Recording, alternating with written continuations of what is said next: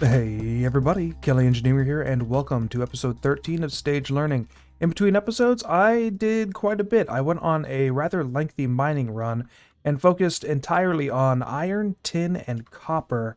So I ran it through here just to make sure that there's no issues whatsoever, and yeah, there were no issues. It was perfect the whole way around, so I'm calling this a success for now.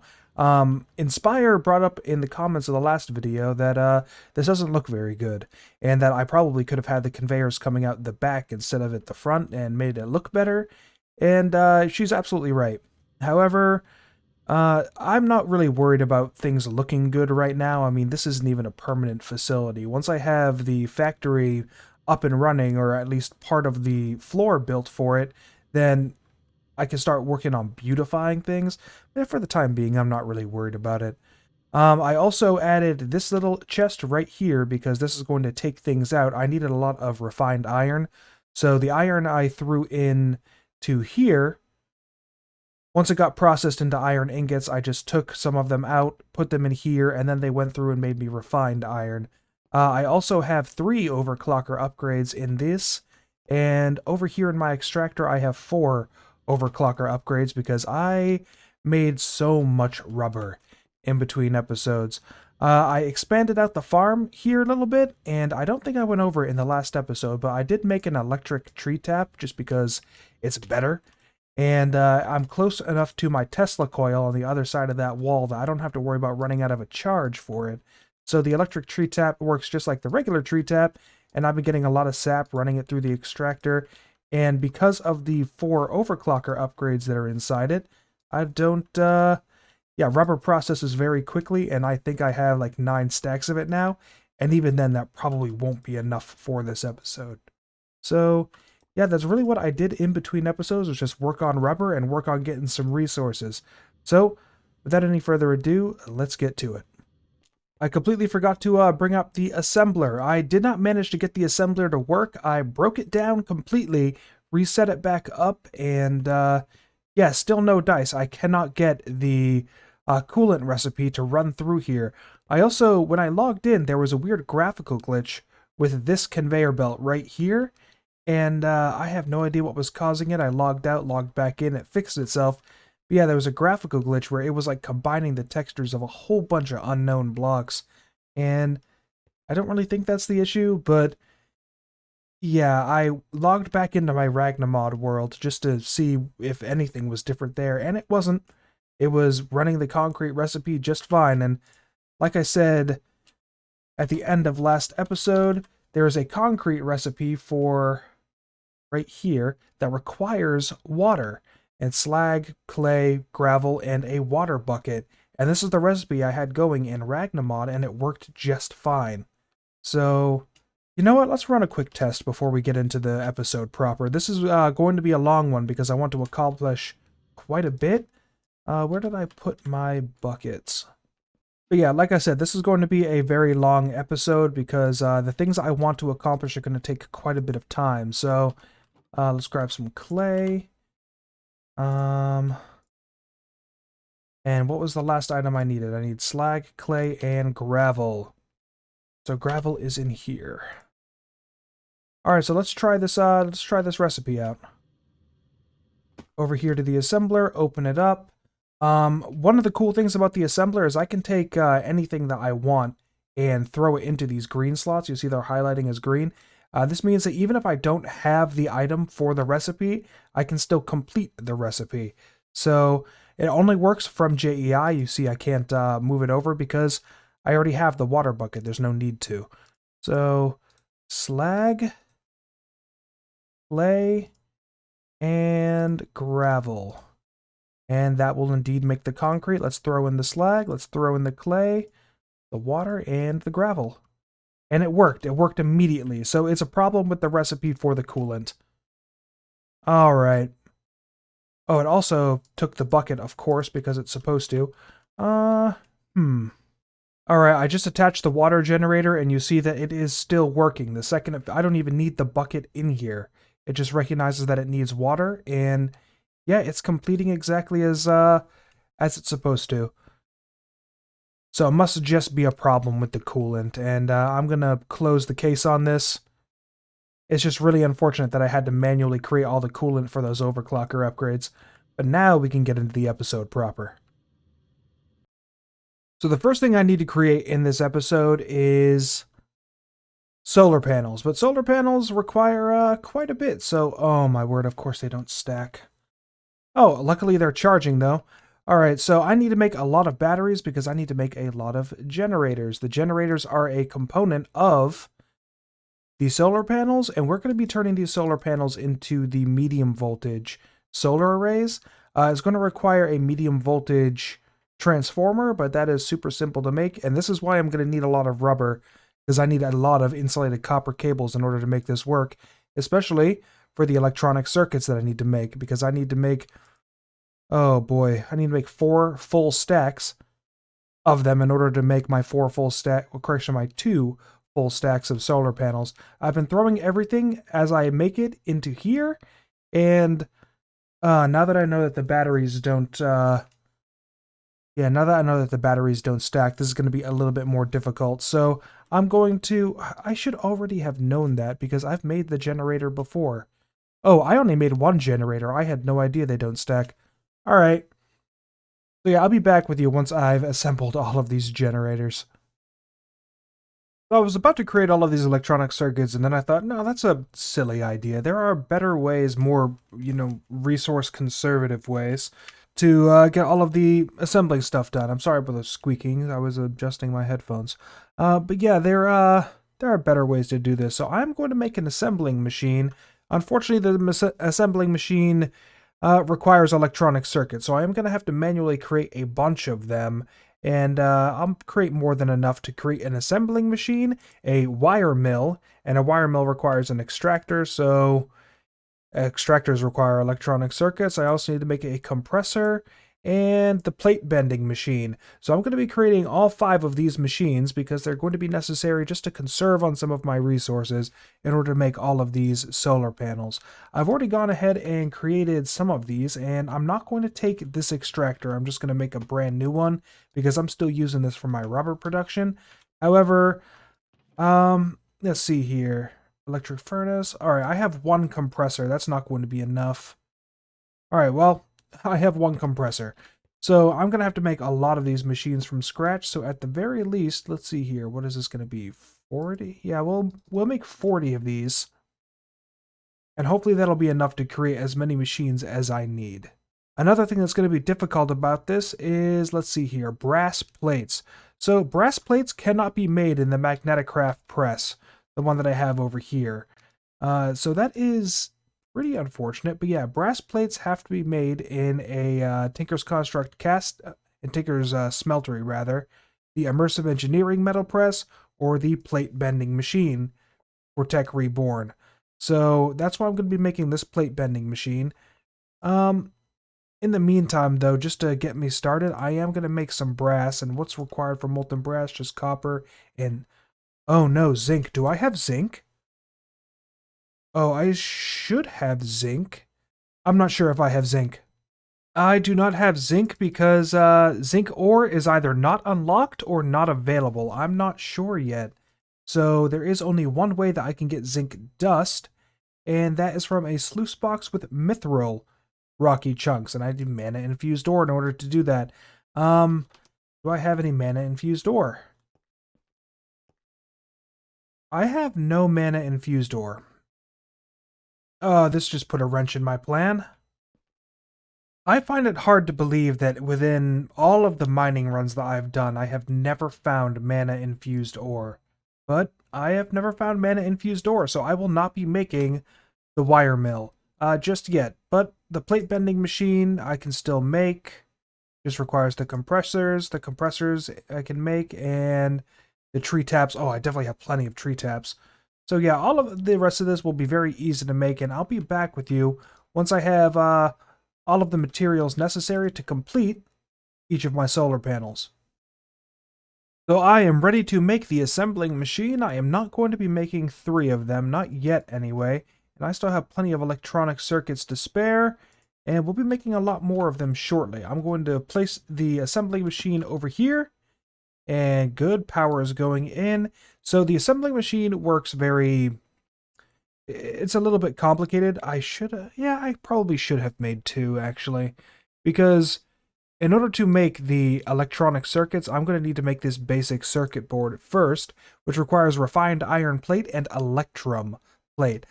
I have electrum plates being for... What the heck?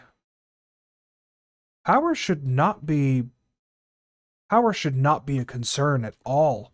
Nothing else is running. Nothing else is running. Okay. Well, whatever, that's fine. So the electrum plates, I'm going to throw in the refined iron as well because I need 2 stacks of electrum plates and 1 stack of refined iron plate in order to make the basic circuit boards. I'm going to, and I'll be able to make 2 of them.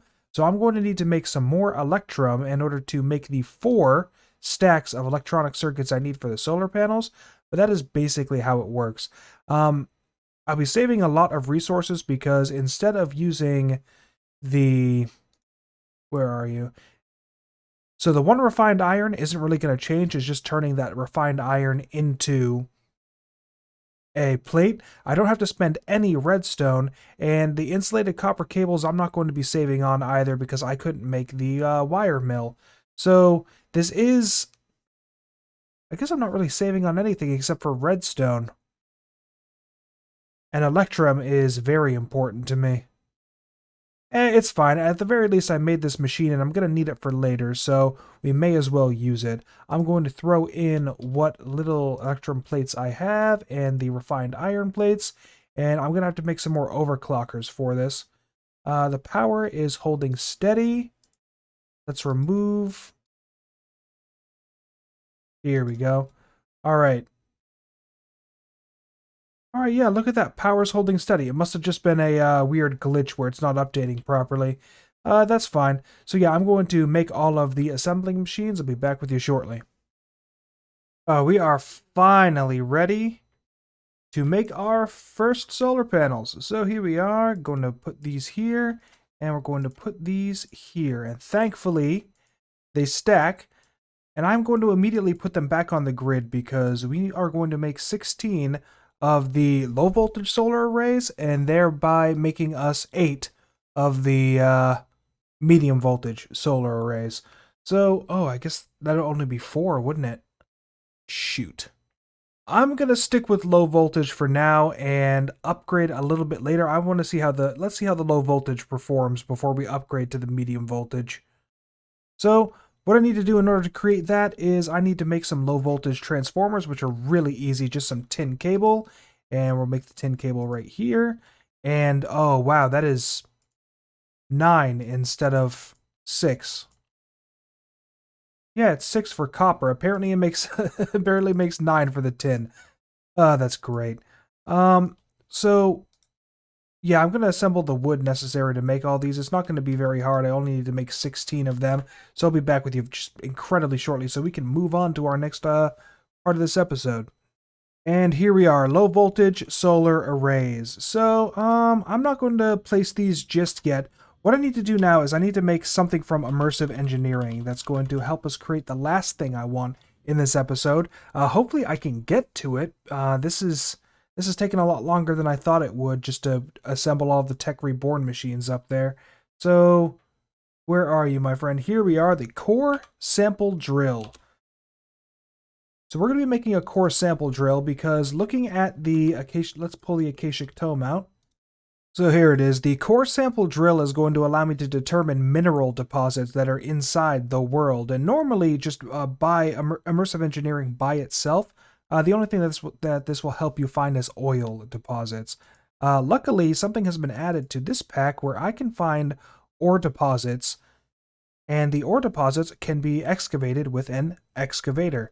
So I'm going to be building the excavator at the end of this episode, and looking at all of these deposits, hopefully I will find a really good one. Like, I really want this magnetite deposit because I'm going to get 85% iron ore and 15% gold ore. So that iron ore is going to be fantastic for me. Looking at the excavator, though, It says that the excavator requires 4,096 flux per tick in order to operate, which is why I wanted the medium voltage solar panels to begin with. Those are what I'm going to use to power this excavator. It also says that it will look at a vein of minerals for 72 days of consecutive digging. And these veins are not something that I can find. They are all something that's just theoretically below bedrock. It's data that's stored inside the chunk. So yeah, it's not something I can mine, but it is something that the excavator can access. I just need that pump jack first in order to get to it.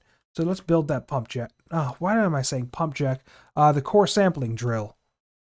Alright, I've made the core sample drill, and I have placed it right here. I shouldn't have placed it, though. Oh, actually, that's perfect. While I'm looking at it, you see the orange lines that appeared right there in the background? That shows what chunk I am in. I can be holding this in my hand, and it will show chunk boundaries of where I am. So, you just know where you're going to be before you place the machine. But I am going to place it right here, and I'll probably be searching for different ore deposits for quite a while. But has some insulated copper cable, and we shall raise it all up. I'm going to take down this tree just because. I have never really used the Tech Reborn solar panels before, but alright, power is transferring into the core sample drill. I only need to place one of them. Awesome. So now that I have done that, all I have to do is right click it, and you'll see that the drill is moving. It's going down, and it is getting a core sample of the chunk that I am in. And once it has done that, alright, it's completed. I can right click it, and now I have a core sample. So I am in a box-tight vein, and let's see, expected yield 38,400 ores, and sample taken 0 minutes ago. So let's see what is in the box-tight vein. Alright, the box-tight vein is always going to be 100% box-tight. I don't want that. However, what I'm going to do is I'm going to place this core sample here, and in my journey map, I'm going to mark down box tight. And just for easy cataloging, all of my core samples are going to be logged in this orange.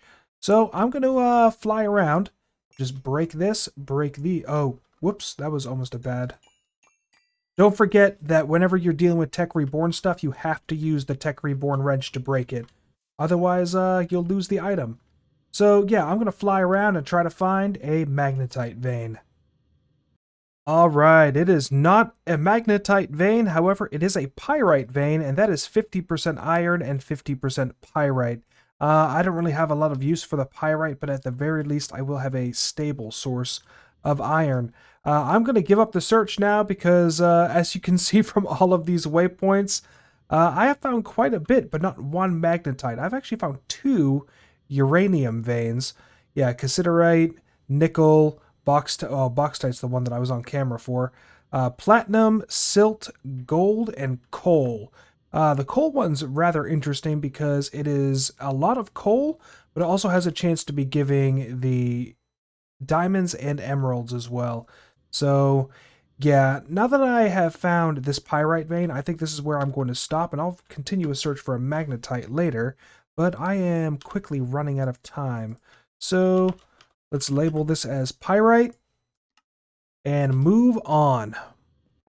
Now we're going to move on to the final part of this episode, which is the excavator. The excavator is, like I explained before, it's going to take the hidden ore found in the chunk's data and is going to dig up that ore and output it for me. So it is made up of 2 different parts. You have the engine part and you have the bucket portion.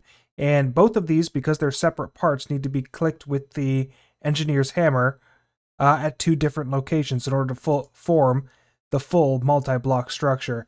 And as you can see, yeah, this is pretty massive. So I'm going to collect all of the materials. I think I have enough steel to make this work. It doesn't really matter if I don't have enough steel. Before the episode started, I threw some more coal into the... Let's see, where are you, my friend? I threw some more coal into my blast furnaces over here. Here we go. So yeah, my coke ovens are full of creosote, so they didn't complete. That's fine. I should have more than enough steel to make the steel scaffolding and the steel fencing necessary to make the excavator. We'll see, but I'm going to go assemble all of those materials now? So the short answer is I did not have nearly enough steel. I completely missed the fact that I would have to make blocks of steel. So I got a little overzealous with the steel scaffolding, making a heck of a lot more than I needed, and ended up not having enough steel to make the blocks of steel or the steel sheet metal. So yeah, I reactivated my blast furnaces. I had to make another trash can for fluids in order to get rid of all that creosote. And now here we are. I'm going to be consulting the book very heavily when I craft this. And another thing I noticed is the fact that for the steel blocks, it wants me to... it's showing the immersive engineering steel blocks. I do not know whether or not the thermal ones will count. They should, but I've already demonstrated the fact that if I try to change what type of steel I'm using via the Forge lexicon, then it will immediately change itself back to the thermal foundation variant. So we'll see where this goes, but for now, we are here to build. I'm going to go ahead and build everything as one piece. It was very unclear where I needed to click with the engineer's hammer in order to activate the wheel. So I may... yeah, I'm not really sure here. Let's go back and look at the wheel.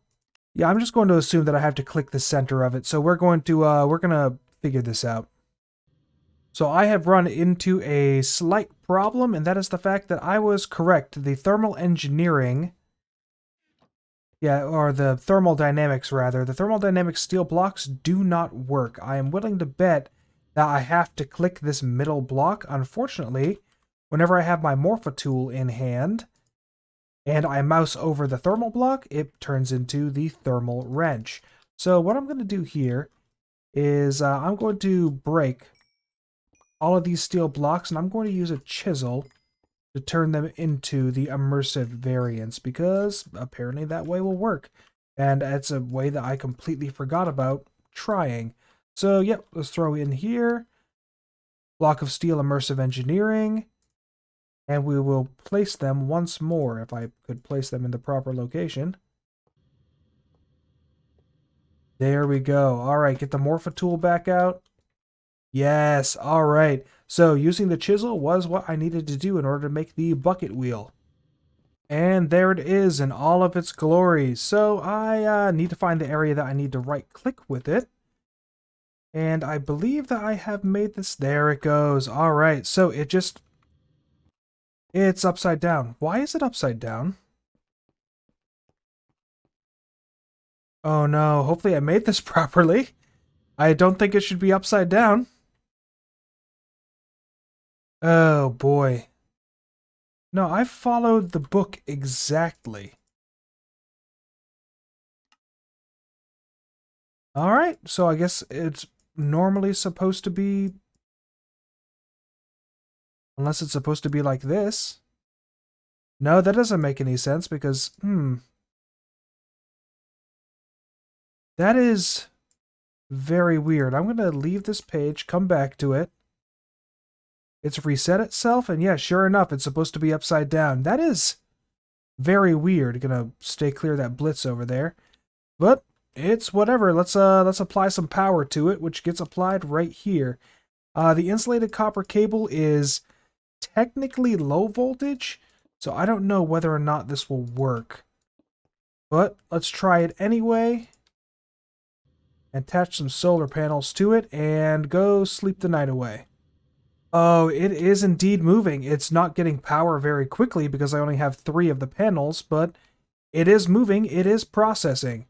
So, oh, that is excellent. Let's add some more solar panels to this. See if we can't speed this process up. All right, there we go. All right, oh boy, okay, it is... I need to be generating 4,096 RF per tick. And with these low voltage solar arrays, I am most certainly not meeting that. But at the very least, let's oh, okay, each of the buckets has like a different type of ore in it. Unless it recognizes that it's in a pyrite vein. Oh, it recognizes it's in a pyrite vein because it's only iron and pyrite being shown here. Oh, that's nifty.